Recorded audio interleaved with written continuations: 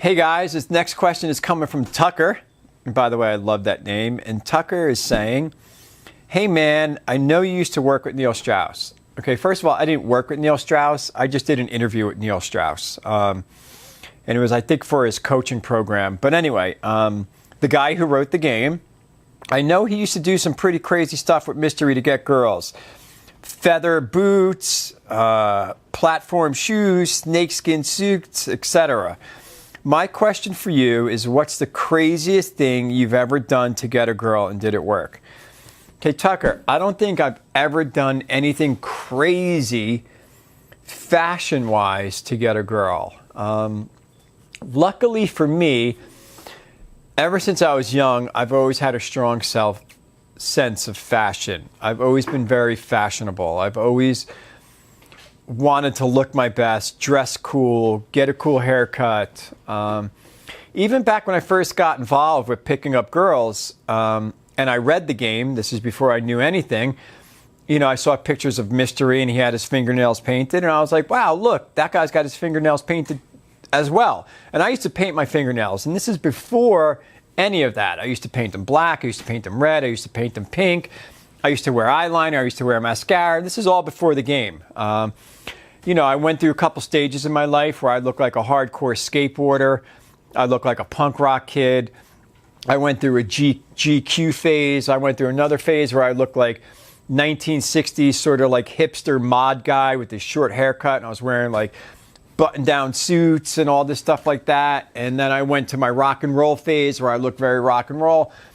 Now I don't know what I look like. Some sort of like hippie yoga dude. I'm not really sure. You know, if I'm in New York, I look like a hippie yoga dude, maybe a little rock and roll. If I'm in another state, I might look like fucking Harley Davidson white trash. I don't really care. But I've never done anything crazy to get a girl. I feel like those guys back then, when that book was written and what they used to do, were just trying to overcompensate. They were trying to do anything they can to make themselves seem and look more important and higher value than what they really are, okay? My advice to you is, and I would imagine you're looking for some, is to find a role model. Find some guy on TV, in a band, public figure, in a commercial ad, you know, actor, whatever it is, whatever you're interested, find a guy who's got some really good style and just emulate his look. Look at the way his jeans fit. Look at the way his shoes shine. Look at how he wears his shoes. Look at his belt. Look at his rings, his jewelry, his shirt, his jacket, his suit, whatever it is. And look at the details, the finer details. And then go out and do some shopping and ask store clerks. Ask them for help. Say, bring them the picture and say, hey, I really want to look like this. Can you give me some ideas of what to buy and where to shop? And try to have a defined image. I would say the thing that's most important about your sense of fashion is an image that's coherent, that all works together, okay? So for example, if you're like super punk rock, okay, and then you wear like a fucking cowboy hat, it's not going to match. If you're trying to look like Mr. GQ, like Tom Ford from Gucci, and you got like a high-collared white dress-up shirt and a tight suit-fitting jacket and some great pants, and then you have this like crazy rock and roll haircut, it might not match up.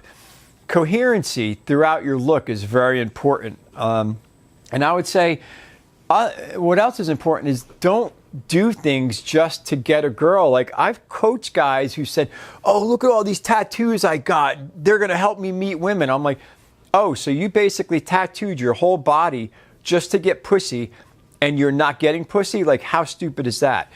You should do things for you, not for anybody else. When you start doing things for you and you only, people and women will recognize that in you and they'll be attracted to you.